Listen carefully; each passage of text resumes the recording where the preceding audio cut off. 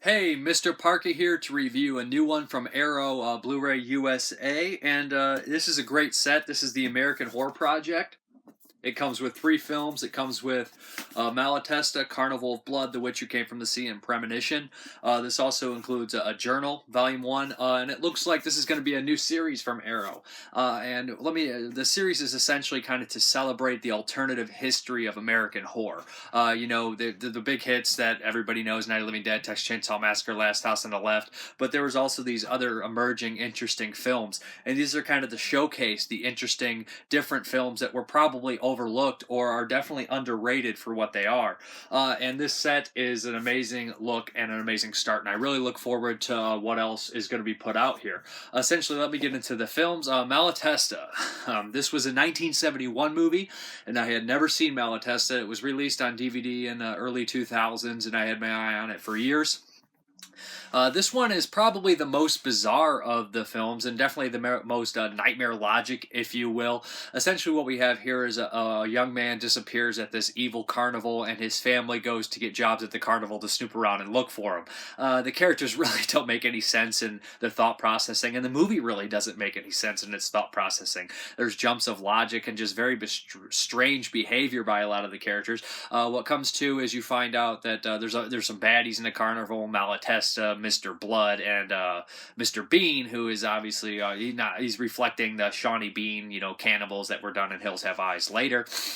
And essentially, his family lives underneath the carnival, and they are ghouls that eat people and whatnot. The film was being made around the same time as stuff, like Children Shouldn't Play with Dead Things and Messiah of Evil, so it definitely didn't take its inspiration from those films, but it definitely is cut from the same slice of Americana as those films. I wouldn't say it's as good as either of those. I think Messiah of Evil is a masterpiece, and Children Shouldn't Play with Dead Things is a masterpiece in its own right as well.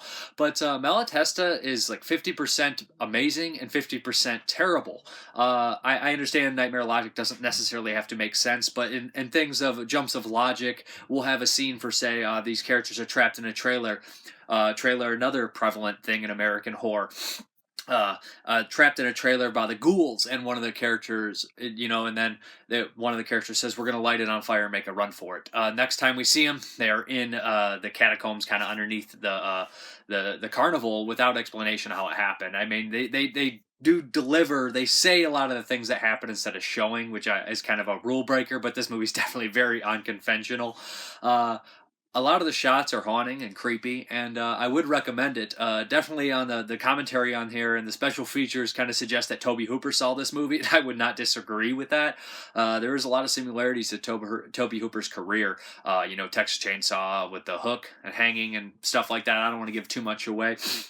And a lot of things like that, Funhouse, the carnival aspect. And the carnival aspect is a huge part of horror films, and horror as a huge in everything.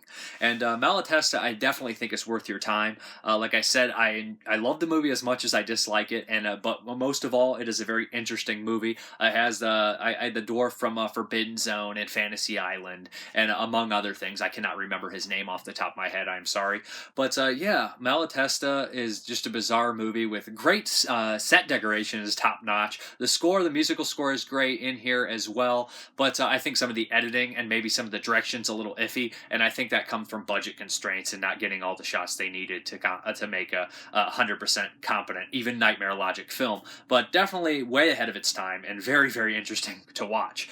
The next one I will go with The Witch Who Came from the Sea, which is the only film I had seen previously before. I saw it about 10 years ago on the Subversive DVD.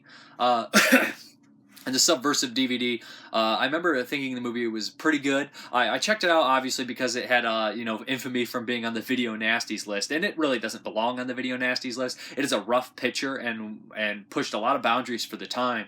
Essentially, what we have here is The Witch Who Came from the Sea is a kind of a lady who is sexually abused as a child, and as the film progresses, she's definitely insane. It's a character study. As the film progresses, we see why she does things and why things are unfolding the way they do. It's a really well-acted film with a lot of very interesting characters that I actually adore some of them. Long John is just a great character and a great actor as well. Like I said, everybody, and for the most part, is in here is top-notch. Buck Flowers even in this film. And for 1971, I believe it was released in 76, shot in 71, there's some stuff in here that actually bothered me. I just couldn't believe the ending was so... it's not necessarily graphic in what it's showing all the time, although there is moments. It's just essentially what is actually happening to think. As I go through life and get older, some of the horrible things that I've seen in life and have happened around me and things like that, you can relate to more some of the horrible, awful things that you see in this film and just the feelings in it. It's very surreal in a lot of ways. Some things are mixed with fantasy in the beginning. As it progresses, you realize what's more the truth. And I do like the whole living on kind of the ocean and the whole sea aspect to it. It's really mixed in with the script really well. I think it's a really good dramatic piece with some horror elements, and I definitely think it's worth watching for sure. The last is The Premonition, which is originally, it has Richard Lynch in it, and it's essentially a woman who had to give up her kid because she was incompetent and mentally insane, and these new family adopts her, and the old mom wants her back. She has the help of Richard Lynch, who she met in the mental institution, and they both work at a carnival. Again, the carnival aspect comes in, and they kind of try to get her back. What is essentially was originally a script that was kind of like a thriller kind of cop type deal. The director added his own, metaphysical aspect to it, which he is very intrigued by and actually cares and wanted to get that message across about it and show something different. And although the movie probably would have worked 100 times, not 100 times, a little bit better with the just the cop drama, adding that metaphysical stuff makes it a very unique film, and I'd rather see a unique film than that's slightly not as good as it could have been than a movie that is actually, this movie's more interesting this way. And Richard Lynch is always top notch, always an interesting actor, always liked how he looked and how he acted, from the some of his better performances to big movies to even the small stuff like Puppet Master 3. As a kid, I first saw him pop up in that, and I was like, man, this guy is great. He's just a great villain. And there's no exceptions. He's great in this film as well. This movie's script is probably its strongest aspect, and again, some great performances in here, particularly Lynch and a classic actor, I believe Jeff Corey, who would appear in such classics as the original True Grit as Tom Chaney. So it's filled with good cast members as well, and the score is also a very memorable one. Although it is kind of a strange ideas to grasp your head around, there are some cool effects in here as the ice freezing and whatnot. And for the most, this movie's actually PG, but this kind of shows back in the 70s and early 80s you could get away with a movie being interesting and adult but still get that PG rating. Originally they were going to call it Turtle Heaven, which is kind of a shout out to something that happens in the movie, which is actually a very disturbing scene, especially for a PG movie. But regardless, I like how the movie unfolds. It actually has genuinely scary moments, a couple of them in here. But yeah, that's all the films, the rundown on the films. They're all well worth your time. As a collection, it's a great collection. They all are filled with features. They all have audio commentary. A lot of the editions, these movies had been released on DVDs before. Guilty Pleasures, aka Media Blasters for The Premonition, which I had an old copy of, and Subversive for The Witch Who Came From the Sea, and Malatesta was, I think, an independent company. And they all have ported over some of the features on that. Arrow shot some of their own new features on here. Stephen Thrower does all new introductions on all the features, and this guy is pretty much a genius. He's like one of the know everything type guys, and the guy does the commentary on Malatesta also, just as an American film historian who goes into the depths of the carnival and horror and all these different bit players in here. I love that, and while watching it I felt dumb the entire time, but I was just I felt like there was I can't believe these guys know this much, and I want to know this much, which is always a good feeling and a bad feeling at the same time. But it's also an amazing kind of, realization that there's this much out there to learn in all these movies rediscoveries. The movie also comes with a nice booklet. It comes with the Blu-rays and the DVDs. They were all remastered from 2K scans. They all look pretty good. The Witch Who Came From the Sea is a little, I'd say that the sound on that's hissy a little bit, and they all have had their fair share of damage, but they are older films. Regardless, I would say this is well worth the price of admission to pick up. All three interesting American horror films. I love what they're going with this collection and this set. I'll show what's going on. You guys look up, you'll see the on packaging and everything, and looking through the books and everything, the reversible covers. But top-notch release from which is becoming one of the best companies out there at this point, Arrow. And releasing interesting stuff. This is the kind of stuff I like to see. Seeing the same movie released 30, 40 times over with not much added to it is not something I get excited about. But I do get excited about seeing, movies that are getting recognition they deserve. Semi-lost films, not necessarily lost, but movies that didn't get the recognition they deserved at the time, and going back and, digging up some, I guess this is like a celebration of old American horror cinema, and I love that. Mrparka, thank you very much for watching, and have a good one.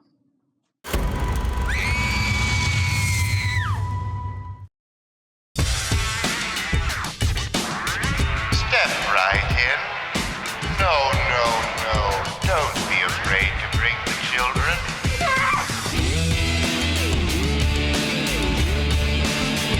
Some kids were killed here.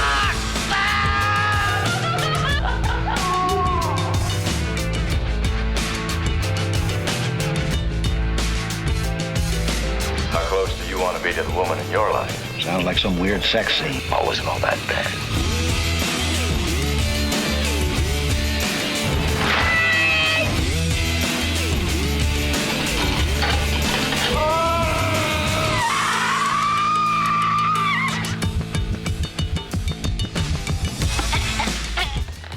A mermaid's tail won't go down too far, will it? Just rising from the curling Black Sea.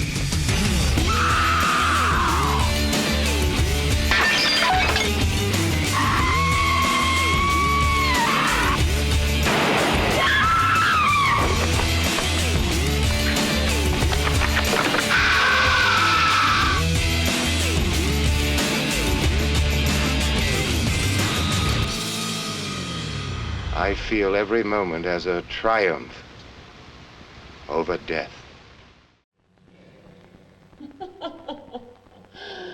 Oh, rock-a-bye, baby. Billy Bat. How to Take a Lady by Billy Bat, movie star. I don't go to the movies. I do watch the goddamned 4 a.m. late show. Cocksucker. Why don't you act like a man and go hide in the closet, cowboy? Go on, naked, in the back of the closet behind your clothes. Could you die for love? Well, my father did. Get your ass out of here. I'm gonna break the bones and suck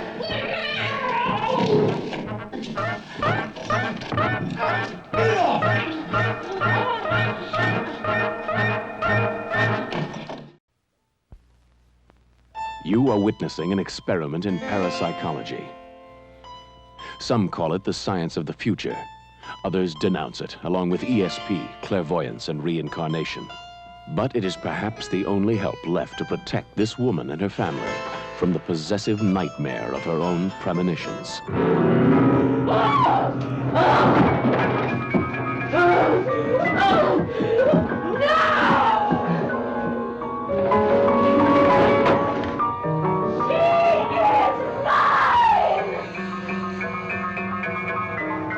She'll always be mine. Oh my God, no! No! No! No! And how do you account for it? According to the present laws of physical science, I couldn't. She says it did happen. Yes. And other equally inexplicable events may occur as well. Turn on the light.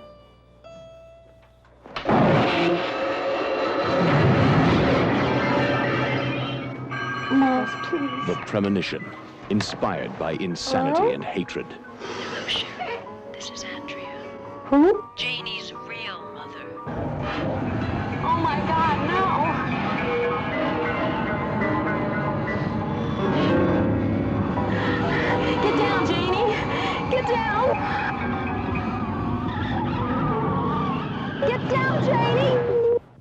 let's just get out of here, will you? This place belongs to somebody. We can't come in here and look on this lake like this. Come on. There's death. There's death in this lake.